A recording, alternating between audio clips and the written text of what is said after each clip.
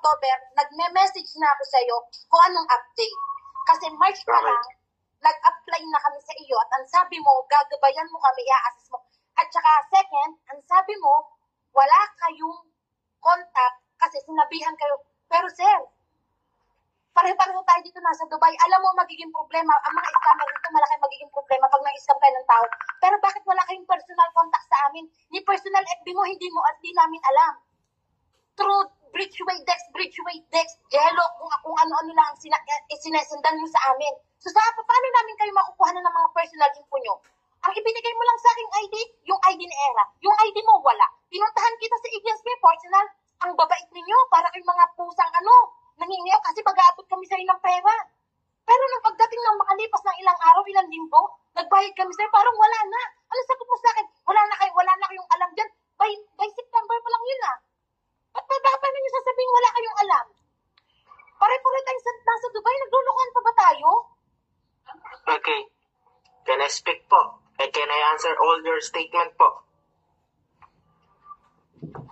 Okay, sige. Ano yun, sir? Una sa lahat, Hindi ko pa kayo nung na-handover po kayo sa processing department, wala. I'm 100 pretty sure na sinasabi po sa inyo ng processing department na once na hin-handover po kayo sa kanila, all the updates is sa kanila. Okay? And then, okay, Sir, kasi, pag wait lang po. Wait lang po, patapusin niyo po ako. Ano yung sabi mo? I-guide mo kami. Pero walang nangyaring guide, di ba?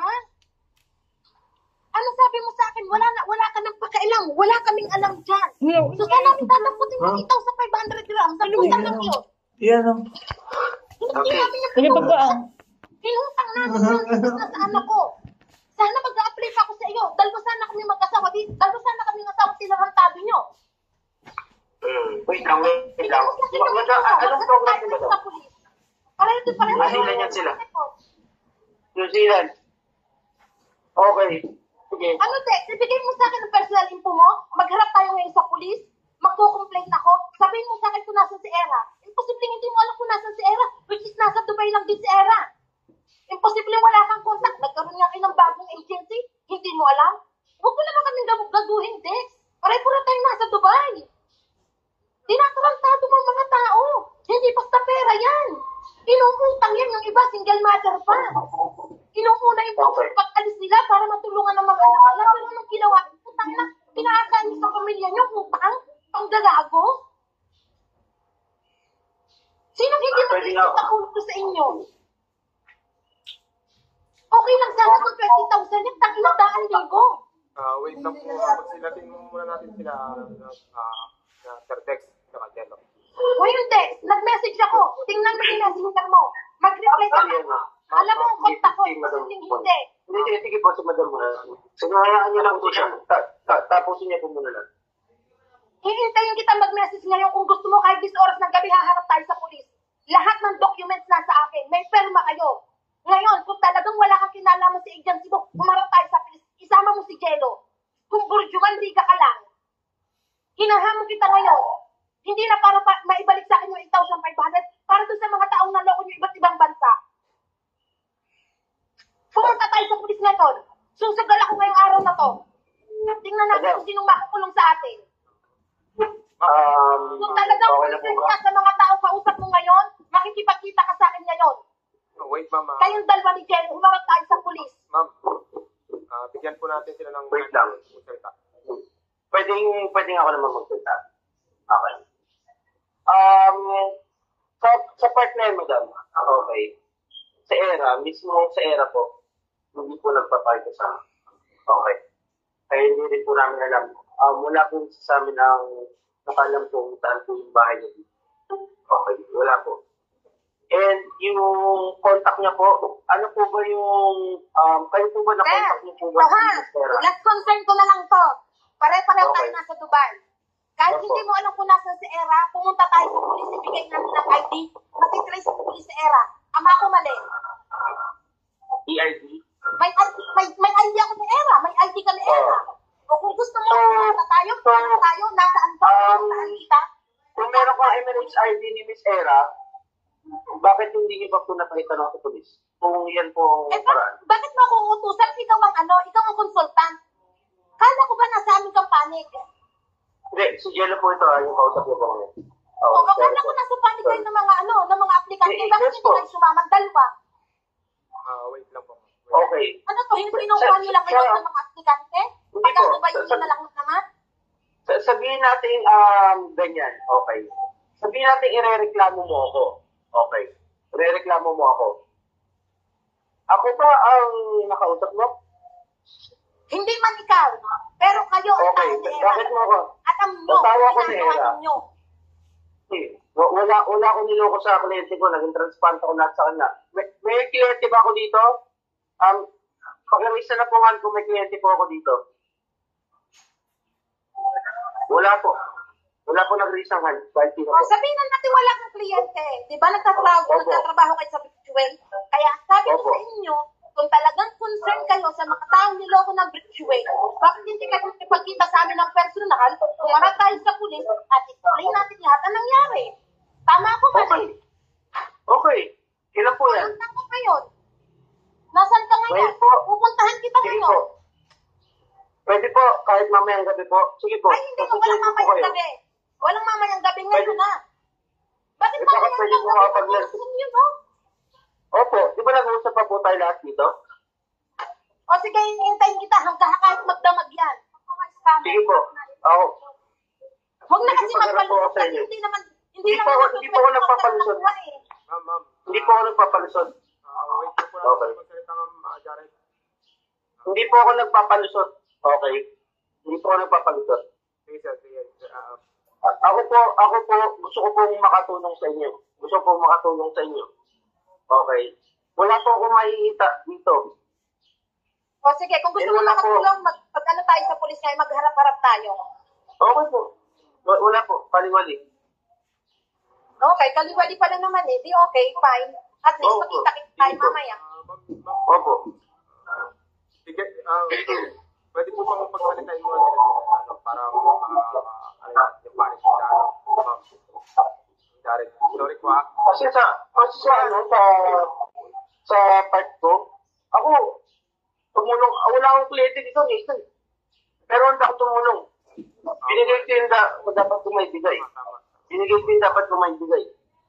Okay? Ang akin lang, kung lahat tayo alam ko yung nararamdaman mo. Alam ko yung nararamdaman mo. Pero kung dadaan natin lahat sa init ang ulo at hindi nakakalma, meron tayong mga magiging proseso na eventually magiging pagsisihan natin. Baka mamaya, kaysa masuplong natin si Era, tayo po mabalikan o matakasan. Oo nga, tama. Yun lang eh, kung magdadagsa o magre-reklamo ka, mag-isa ka, eh paano sila na mas marami? Na kesa sana, mas malakas yung magiging laban natin sa kanya.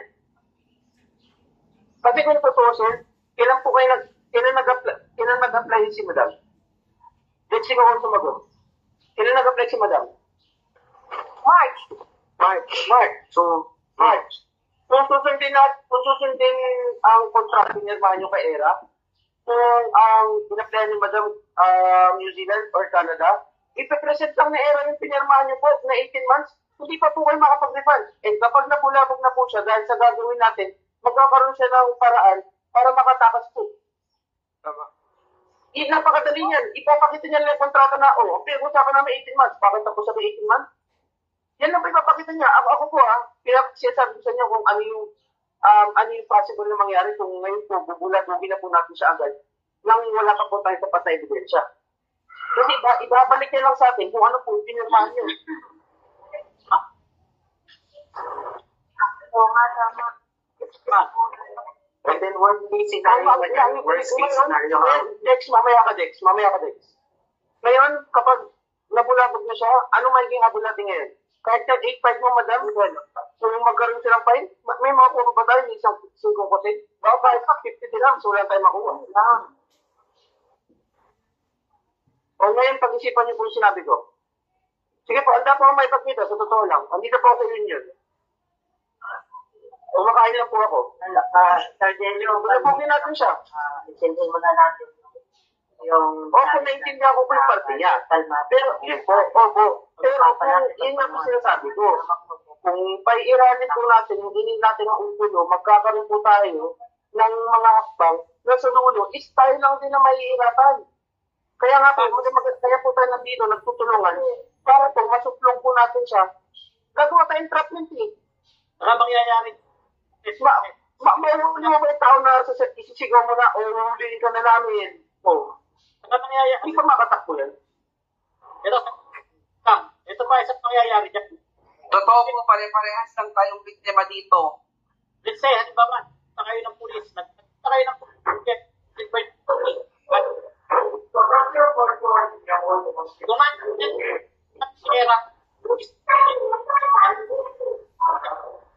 yung number ni Era, itama number niya, ganito na lang, pagbalik niya, kung pwede, yung personal contact number niya para mas madali namin kayo Bibigyan ko po yung number ko. Opo, bibigyan ko po yung number ko. Kahit paibigyan niyo naman kay Sir Joel. Opo, bibigyan ko po. Ang Sir Joel po namin, ibibigay Kasi ang hirap mga pa ng ang hirap mga pa sa ang dami mo lang yan. Punta ka tayo sa personal Wait lang po, isa po magsalita. Saglit. Tama yung sinabi ko, let's say, hawak ko yung ikama number niya, hawak ko yung ikama ID niya, pinakita mo sa pulis. Ngayon, sasabihin ng pulis, nasa dito, hahanapin. Ngayon, pagbat dyan, kaputin siya ng pulis. Ano ang complain? Ano nagko-complain? Yung kung masakit dito sa mga tao na ito, wala useless lahat yan. Alam mo kung ano ang batas ng PDD? Ay, nang atay! Iisa mo lang, ha?